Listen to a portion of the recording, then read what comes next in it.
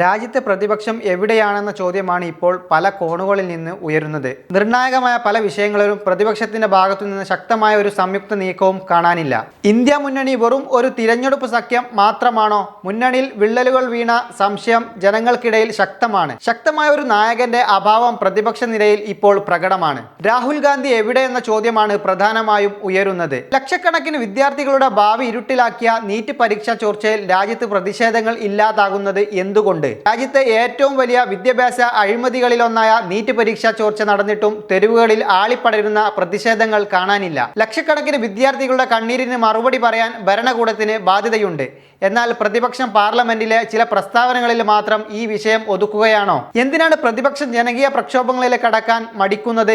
25 ലക്ഷത്തോളം വിദ്യാർത്ഥികളാണ് നീറ്റ് പരീക്ഷ എഴുതിയത്. വിദ്യാർത്ഥികളുടെ ഭാവി വെച്ചുള്ള ഈ പ്രശ്നത്തിനെതിരെ രാജ്യം മുഴുവൻ ഇളക്കി മറിക്കേണ്ട സമയം കഴിഞ്ഞിരിക്കുന്നു. പക്ഷേ പ്രതിപക്ഷത്തിന്റെ ഭാഗത്ത് നിന്ന് ഒന്നും ഉണ്ടായിട്ടില്ല എന്നതാണ്. മറ്റൊന്നാണ് പെട്രോൾ ഡീസൽ പാചകവാതക വിലക്കയറ്റത്തിന് ജനങ്ങൾ നടുവടിയുമ്പോൾ പ്രതിപക്ഷത്തിന്റെ മൗനം. സാധാരണക്കാരന്റെ പോക്കറ്റ് ചോർത്തുന്ന ഒന്നാണ് പെട്രോൾ ഡീസൽ പാചകവാതക വില വർധനവ്. അന്താരാഷ്ട്ര വിപണിയിൽ എണ്ണവില കുറയുമ്പോഴും ഇന്ത്യയിൽ നികുതി ഭാരം കുറയ്ക്കാൻ സർക്കാർ തയ്യാറാകുന്നില്ല. ഈ കൊള്ള സാധാരണക്കാരന്റെ കുടുംബ ബജറ്റ് തകർത്തു കഴിഞ്ഞു.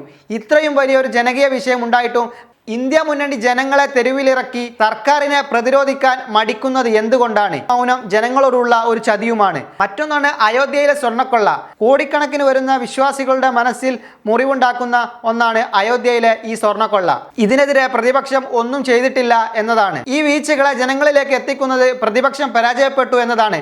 പ്രതിപക്ഷത്തിന്റെ ഈ നിർജീവമായ അവസ്ഥ മുതലെടുത്തുകൊണ്ട് കോക്രോച്ച് ജനതാ പാർട്ടി രാജ്യത്ത് കൂടുതൽ ശക്തമായി വളരുകയാണ്. അവരുടെ ജനസ്വാധീനവും പ്രചരണ തന്ത്രങ്ങളും പ്രതിപക്ഷത്തെ അപ്രസക്തമാക്കിക്കൊണ്ടിരിക്കുന്നു.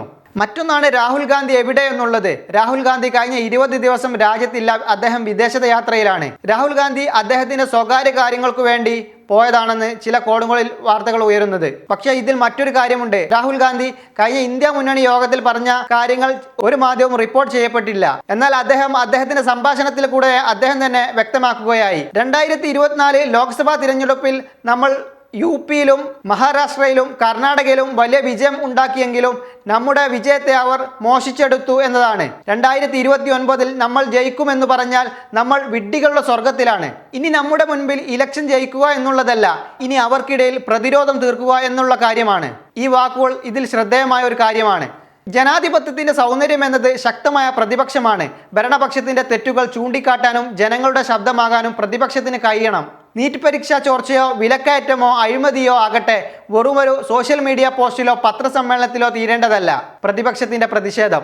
ഇന്ത്യ മുന്നണി തകർന്നിട്ടില്ല എന്ന് തെളിയിക്കേണ്ടത് തെരുവിലെ പോരാട്ടങ്ങളിലൂടെയാണ്. അല്ലെങ്കിൽ രാജ്യം ചോദിച്ചുകൊണ്ടേയിരിക്കും,